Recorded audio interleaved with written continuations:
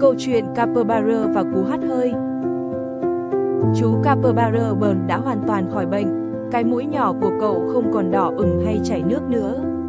Nhưng có một điều kỳ lạ vẫn còn, và nó khiến Burn rất lo lắng. Đó là những cú hắt hơi.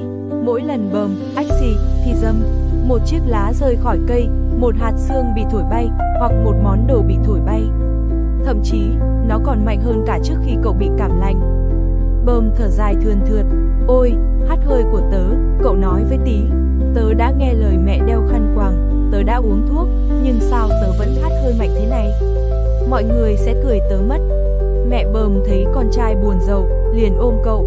Con trai à, bà nói, đôi khi điều kỳ lạ nhất lại là sức mạnh lớn nhất. Con hãy ra ngoài và tìm cách biến dâm thành bùm vui vẻ xem sao. Burn quyết định đi đến cánh đồng hoa gần đó. Hoa cúc và hoa chuông đã nở rộ, nhưng chúng quá cao, ong mật không thể bay xuống dễ dàng để hút mật được. Những chú ong đang bay vòng vòng một cách bối rối. Nếu hắt hơi của mình mạnh như thế, Burn nghĩ, sao mình không thử làm gì đó hữu ích?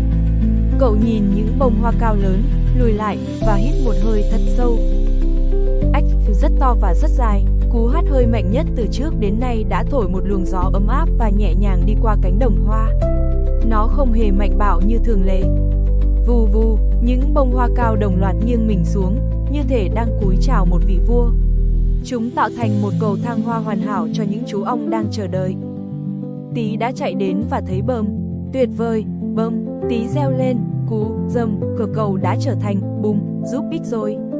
Cậu đã sử dụng sức mạnh hắt hơi của mình để giúp đỡ bạn bè ong. Burn không còn cảm thấy xấu hổ vì những cú hắt hơi kỳ lạ của mình nữa.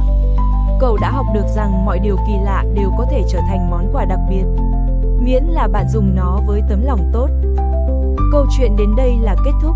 Kênh Chuyện Kể và Bài Học, mỗi câu chuyện là một bài học ý nghĩa. Nếu bạn thấy hay, hãy để lại một tim hoặc một like và nhấn đăng ký kênh để không bỏ lỡ những câu chuyện mới mỗi ngày nhé.